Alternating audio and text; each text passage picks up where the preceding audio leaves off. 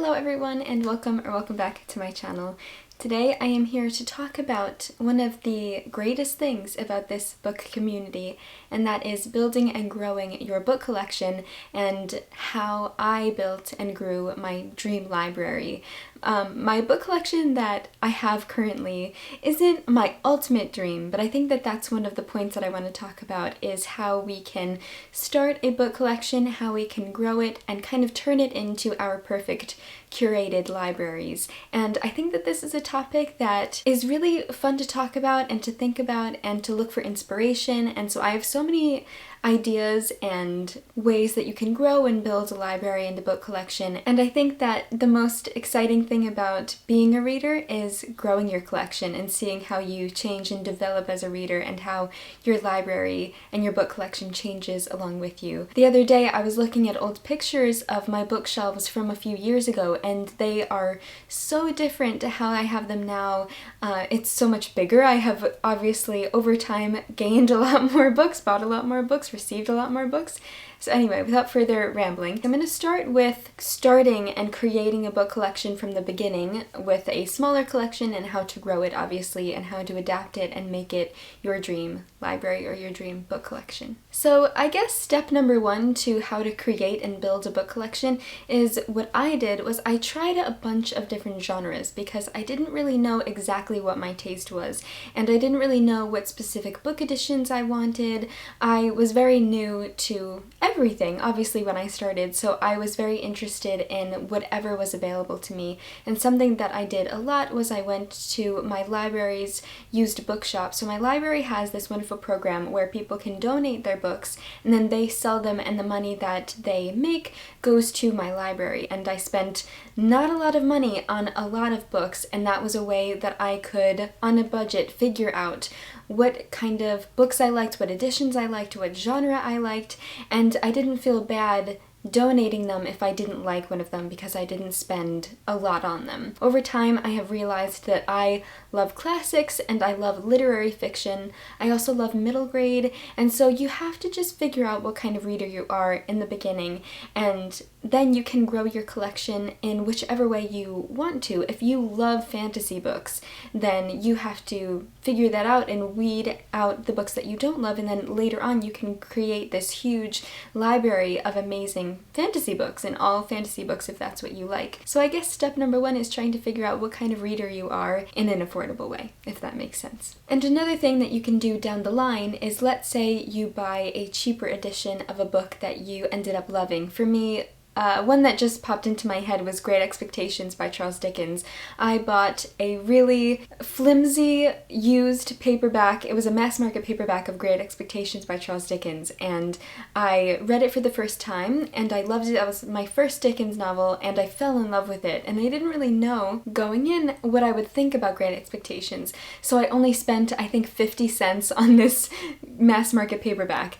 And then after that, when I found out that I loved the book, I got a Penguin clothbound classic, which are a bit more pricey, and those are my trophy books, as you guys probably know if you've been here.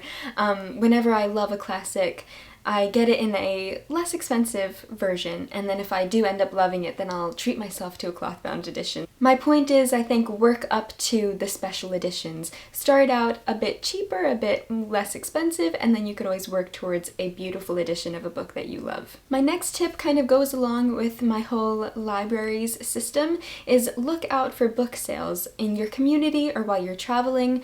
If you are going somewhere, or if you know of a used bookshop, most often you're not only supporting independent booksellers, but you are also getting and growing your collection. And then to go along with that, my next tip is, if you ever have a special occasion or a birthday or anything, then you can ask for books for that occasion, or book gift cards or gift vouchers that you can then spend on books, and you don't have to spend your own money on them. Sometimes people don't know what to get you for occasions, and people would always ask me, what do you want for your birthday? What do you want for Christmas? What do you want for anything? And I would always give them a list of books. Everyone knows that in my family and all my friends know that I love books, and so they want to help grow my collection. People I have found, get really excited to be able to be a part of the growing process of my book collection. And then when they see them, they can say, oh, you know, I got you that book. Or it makes it more special when you're reading a book and you think, especially if you love the book, oh, you know, this person got it for me, so it makes it extra special. Something that I am very, very grateful for is that so many of you guys send me books, which you totally, completely do not have to. You really, really don't have to. I'm not asking you to send me any books, but you are very generous and kind that you want to and you do, and I am so grateful. And so a lot of my books as well are from you guys, which makes them, like I'm saying, even more special because it's not only a wonderful reading experience knowing that you're loving a book, but to know that there's a background of someone that cares about you or thought of you and had you in mind and wanted you to read that book specifically or got it for you as a gift or whatever the reason may be. It just makes it extra special. So yes, I think you can never really go wrong with giving a book nerd a book for any occasion. My next tip is to research different editions and figure out what kinds of books that you like from which publishers. Now this takes a little bit of time and, like I said, a little bit of research because you're trying to figure out what specific books you like. In the beginning, I didn't really know too much about different editions, different publishers, but after doing a lot of booktube watching and my own research and a lot of buying of different editions of books, most of them I got secondhand when I was trying to figure out in the beginning what kind of reader I was. I also was figuring out what kind of book collector I was, what kind of editions that I liked to collect. I got a lot of secondhand Penguin Black Spines. I got a lot of secondhand leather-bound books that now in retrospect I don't really love those. I donated a lot of them back to my library just because I do prefer, in some cases, paperbacks for the reading experience and hardbacks for some aesthetics. But anyway, again, it's trying to figure out what kind of reader you are. Do you prefer paperback? Do you prefer hardback? Do you like mass market paperbacks? Do you not like them?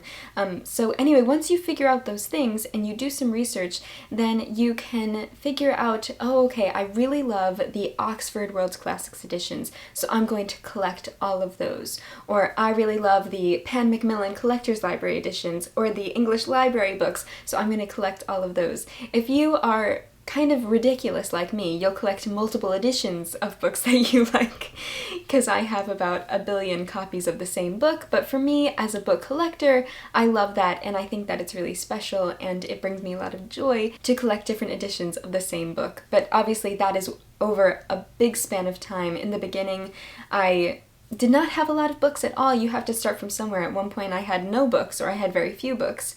So I think that creating your dream library and your perfect curated library and the way that you want it to look a certain way, you have to figure out what editions you like, why you like them, and do a bit of research. But I think that that's also so much fun to do. I love especially watching bookshelf tours because that's a great way to figure out, so that's another tip of mine. Watch a lot of booktube, watch a lot of bookshelf tours and different videos where you can find and discover new editions or new books that you might not have heard of. Something that I loved doing was to see what books people had on their shelves, and I'm going to get into this in a little bit as well, but how people displayed them too. That's a great way to figure out how you want to display your books. Another thing that I love doing, and that has taken more time as well, is to figure out which specific authors I love, and then you can collect those books and make a collection of specific authors that are special to you. An author that I have done this with recently is Kazuo Ishiguro. I had just uploaded a book haul or a book unboxing where I unboxed all of these gorgeous Faber editions by Kazuo Ishiguro because I read Never Let Me Go this year, fell in love with it, and now I'm almost done with Clara and the Sun, and I'm also loving it, and I figured I'm probably going to love all of his books, and there is this gorgeous collection from Faber, so I had to get them. Another one that you can't really see that well over here is Frederick Bachman, who is my favorite contemporary writer. I have read every single book that he has ever written. I am in the middle of reading his most recent book, The Winners, and I also haven't read Britt Marie Was Here because I don't want to have an unread Bachman book on my shelves. I say this all the time because I just love his work so much. But yes, I think it's so exciting when you find an author that you love and then you can grow a smaller collection of their books and have a special section of your bookshelves for a specific author. I also have one for Tolstoy in in my book room. Right now this is my bedroom. Another thing about my collection is that it started out as part of a whole wall of bookshelves, and then it kept growing and growing, and then now it's a part of my bedroom too. So trying to adapt my collection and have enough room, build more shelves, which is always so much fun to see how it changes and how it grows. So once you figure out what kind of reader you are, or maybe you're in the process of almost figuring it out, or you think you have an idea of what kind of reader you are, but you're still wanting to try different genres, try different things, I also feel like don't be afraid to donate your books or get rid of your books or DNF books if you're not loving them.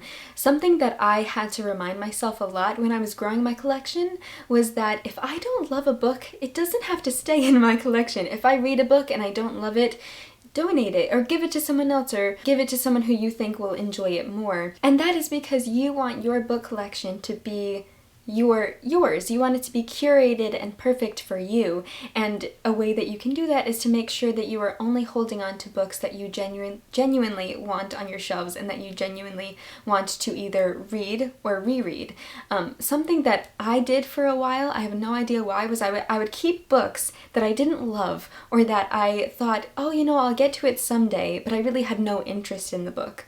So I feel like at a certain point you have to be realistic with yourself and say, am I going to read this, or am I going to reread this, or do I actually want it, or am I still interested in this book?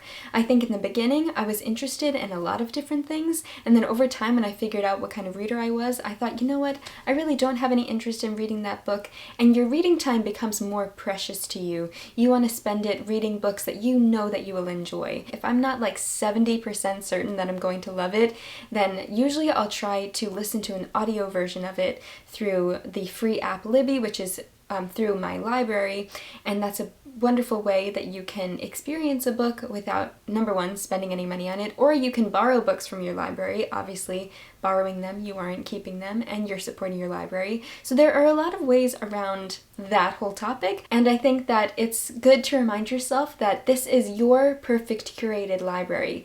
You are the librarian, you are the person that is in control of what books you have on your shelves, and of course we all want it to be curated for us specifically. You want to love everything that's on your shelves. So don't keep things that you maybe aren't interested in. Don't be afraid to donate books that maybe you don't love anymore. For some reason, I had a really hard time with that for a while. But now I'm very much, if I don't love a book, donate it to someone else who will enjoy it more than I will. So now when you have more of a library, you have more of a collection, and you are figuring out how you want to display your books, how you want it to look, that I think is so much fun. I really love interior design.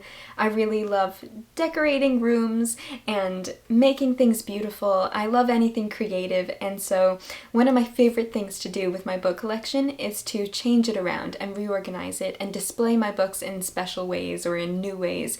And the thing that I love doing, I am addicted to Pinterest. I have been for years and years now, and I have a million different Pinterest boards, and one of them is my book room Pinterest board, and that's all of the inspirational pictures that I have of collections that I like maybe one thing about it and I want to implement that in my collection. And so something that I really love is having random stacks of books in different places. So I don't know if you can see it, but over here I have a little stack of the Heartstopper books, and then I actually got the idea of this bookshelf from Pinterest. I can put up the picture that was my inspiration, but I loved how that picture looked, and so I wanted to do this bookshelf. And then I saw so many pictures of stacks of books just randomly in people's rooms, and I felt like it not only made it really cozy, but it was also just a great way if you have overflow, if your bookshelves are bursting, kind of like mine, then you can have different areas throughout your house or in your rooms, and you can make special little displays. And I think that it just brings so much character and so much coziness to a room. Whenever I change something around in my book collection, I'm always like so excited about it. But maybe that's just me. But I feel like that's probably everyone. So yes, go on Pinterest, go on social media. There are so many amazing pictures on Instagram. I love Instagram for inspiration as well. Even the little tchotchkes that people put on their shelves or in their collections. Like, for instance, for me, I have these stone stars, and I told you guys in one of my videos, one of my bookshelf tours, my parents started getting them for me, and they are all different kinds of stones, and so for every special occasion in my life, my parents would always get me a new stone star, and I have a list in my phone of what they symbolize and what they are for, and so they all kind of symbolize a special occasion in my life, and the bigger ones are for like bigger milestones, and then the smaller ones are for smaller milestones. So yes, and then I keep them as just a part of my bookshelves because I just think that they look really cute next to my books. And also I have over here I have a postcard from the Met, which is a Van Gogh painting. I have one of my favorite plants over here. So it's just so fun to not only have a book collection to read, but to also just make it as a part of your room, as a part of your decor, and you can have so much fun with it. So yes, Instagram, Pinterest, social media in general is such a great way to find inspiration for how you want to display your books. And BookTube, of course, BookTube.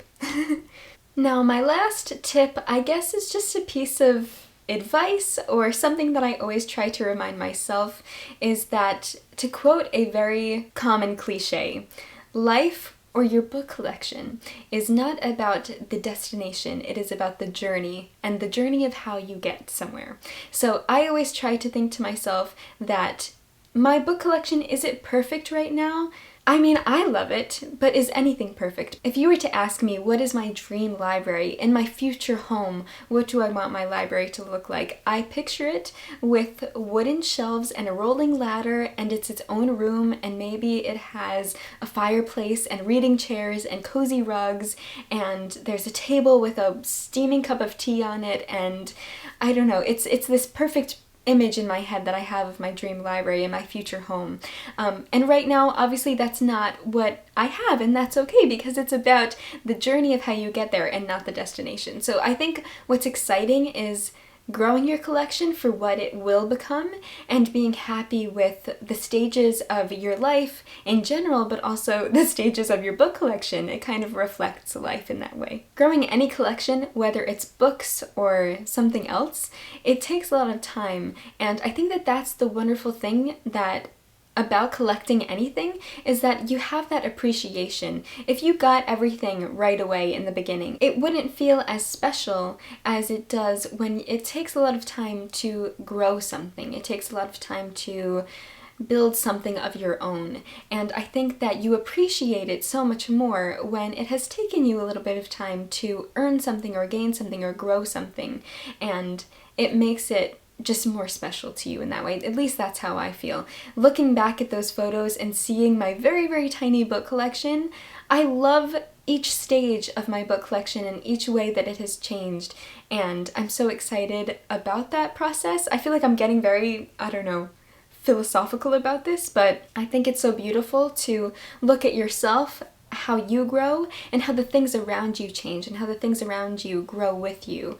I have grown along with my book collection in a way, and I think that it kind of symbolizes where you are at different stages of your life, and it's this very simple thing of just collecting books, but it can really mean so much more to a reader. And then when you have that perfect dream library eventually, or just being content with your book collection at any stage, is a beautiful thing.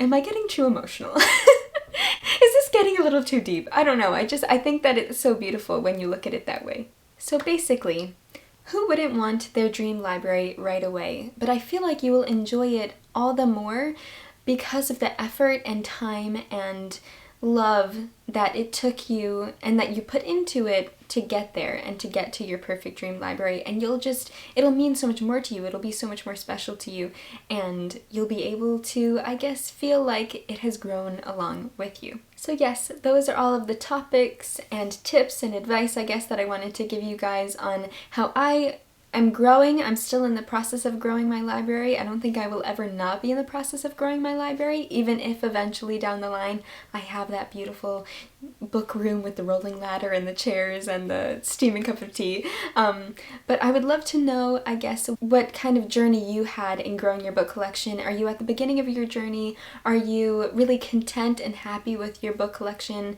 How do you display your books? I would love to talk about these different things and to get different advice from you guys, because that's what I love about BookTube. That's what I love about my channel, and that's what I love about talking to you guys, is being able to have an idea and have a thought and get other people's opinions, because that's why I started my channel, is I wanted to talk to people about books in general and also specific books that I was reading, and so I would love to hear what you guys have to say. I hope you enjoyed. I hope this was entertaining or helpful, or I don't know, I just hope you enjoyed it.